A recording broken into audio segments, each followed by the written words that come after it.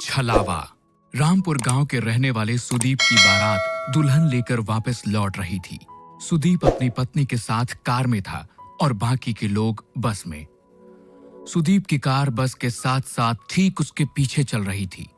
रात बहुत हो चुकी थी और सुदीप की पत्नी रीमा को जोरों से नींद आ रही थी।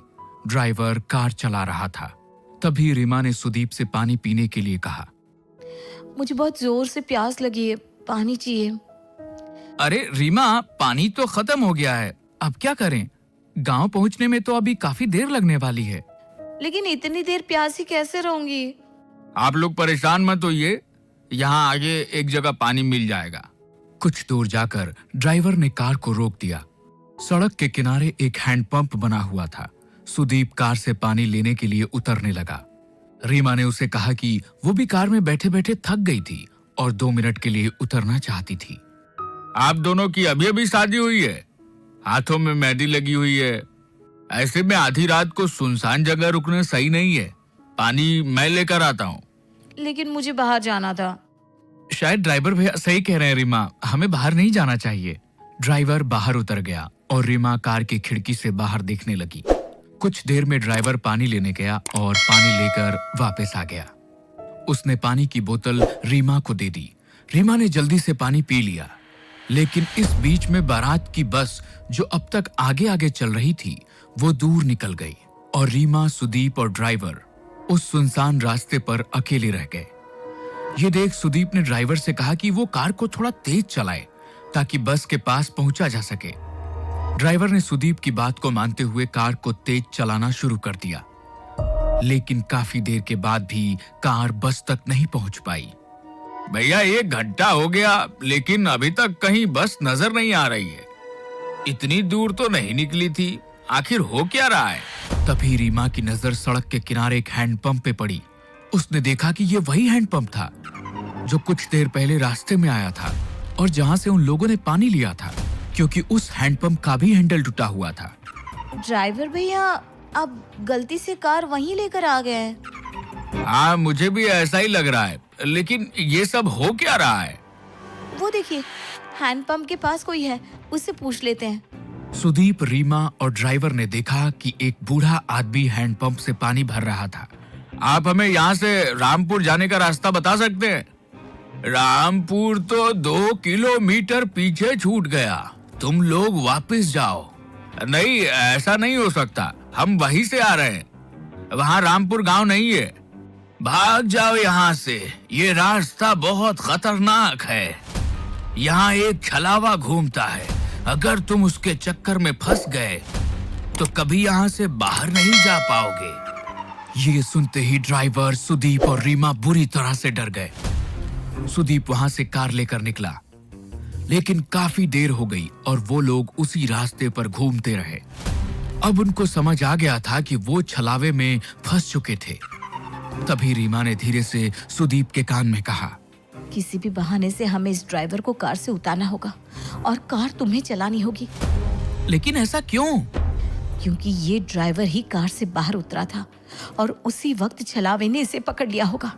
अगर हमने इसे यहीं छोड़ दिया तो हम बच सकते हैं। सुदीप रीमा की बात मान लेता है और ड्राइवर को कार रोकने के लिए कहता है।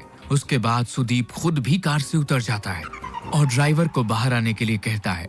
ड्राइवर बाहर निकलता है और सुदीप उसे धक्का देकर खुद गाड़ी में बैठ जाता है। सुदीप और रीमा वहां से भाग निकलते हैं। कुछ दूर जाने पर उन्हें अपनी बारात वाली बस नजर आती है। तुम ठीक कहती थी रीमा, ये देखो हमारी बस नजर आ रही है। अच्छा हुआ उस ड्राइवर को वहीं फेंक दिया। बिल्कुल ठीक कहते हो तुम। अब हमें ये कार छोड़कर सब लोगों के साथ बस में बैठ जाना चाहिए। सुदीप कार को बस के आगे रोक देता है और वे दोनों अपने घर वालों के साथ बस में बैठ जाते हैं। बस आगे बढ़ने लगती है। थोड़ी देर बाद सुदीप की नजर बाहर हैंडपंप पर पड़ती है। ये वही हैंडपंप था जिसके पास से वो पहले 2 बार गुजर चुके थे। अब सुदीप को समझ नहीं आ रहा था कि ड्राइवर तो वहीं रह गया, फिर आखिर ये छलावा उसे अब भी क्यों हो रहा था? सुदीप ने ये बात अपने रिश्तेदारों को बताई। हम सब लोग एक छलावे में फंस चुके हैं, इससे बाहर कैसे आना है कोई नहीं जानता। लेकिन बेटा, ये छलावा होता क्या है? पापा, जब कोई इंसान एक्सीडेंट में मर जाता है तो उसकी आत्मा ऐसे सुनसान रास्तों पर भटकती रहती है। और लोगों के सामने ऐसा भ्रम पैदा करती है कि वे आगे बढ़ रहे हैं, लेकिन वो उसी जगह पर घूमते रहते हैं। हम कभी अपने गांव रामपुर नहीं पहुंच पाएंगे। सुदीप की बात सुनकर सब लोग बुरी तरह से डर जाते हैं। तभी रीमा उठकर खड़ी हो जाती है। उसे बस की खिड़की से अब वो ड्राइवर नजर आ रहा था। रीमा ने इस बारे में सब लोगों को बता दिया। सब लोगों को लगा कि वो जितना ड्राइवर से बचने की कोशिश करेंगे उतना ही फंसते चले जाएंगे। इसलिए उन्होंने बस को रोका और ड्राइवर को बस के अंदर बुला लिया। इस छलावे से हम कभी बाहर नहीं निकल पाएंगे अगर हमने उसे अपने से दूर नहीं किया। तुम ही वो छलावा हो, इसलिए अब तुम्हें मरना होगा। अपनी जान बचाने के लिए खत्म कर देंगे। ऐसा कहते ही सुदीप और उसके पापा मिलकर ड्राइवर को मार देते हैं। कुछ ही देर बाद वो अपने गांव रामपुर पहुंच जाते हैं।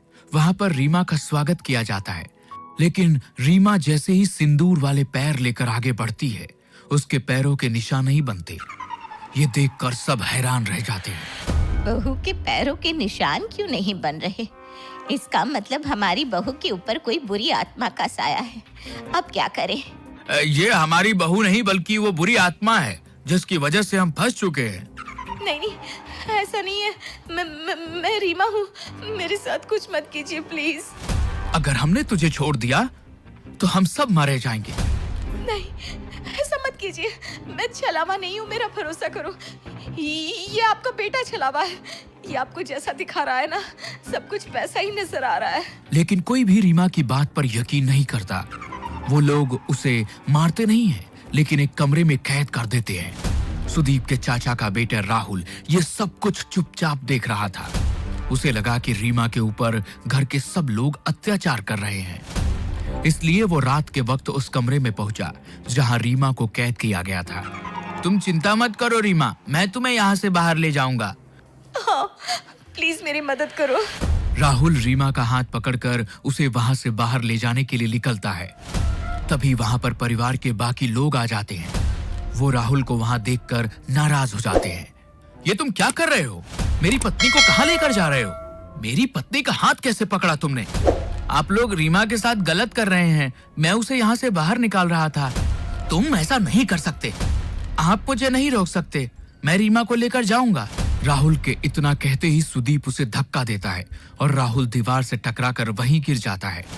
उसके सिर से खून बहने लगता है।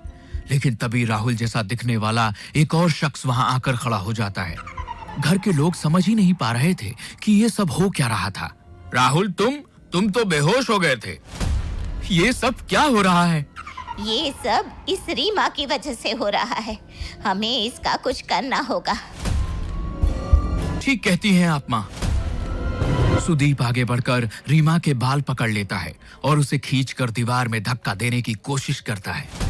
रीमा झटके से दीवार से टकरा जाती है और तभी एक जोरदार चीख सबके कानों में सुनाई देती है। लेकिन यह चीख रीमा की नहीं बल्कि सुदीप की थी। रीमा ने पास में पड़े हुए एक डंडे से सुदीप के सर पर वार किया, जिसके वजह से उसके अंदर मौजूद छलावे का साया उसका शरीर छोड़कर बाहर निकल गया। सुदीप कुछ देर के लिए बेहोश होकर गिर पड़ा, लेकिन बाद में सब कुछ ठीक होने लगा। असल में छलावा और किसी के अंदर नहीं बल्कि खुद सुदीप के अंदर था। ये जैसा जैसा हमें दिखा रहा था वैसा ही नजर आ रहा था। लेकिन अब वो साया यहाँ से जा चुका है और अब कभी यहाँ वापस नहीं आएगा। लेकिन तुम्हें कैसे पता चला?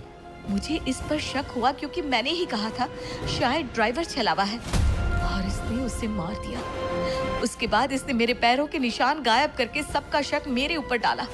लेकिन जब आप लोगों ने मुझे मारा नहीं बल्कि मुझे कमरे में बंद कर दिया। जब राहुल मुझे बचाना आया तो उसने मेरा हाथ पकड़ा ही नहीं था। छलावे की वजह से सबको ऐसा नजर आ रहा था। सुदीप ने उसे मारने की कोशिश की।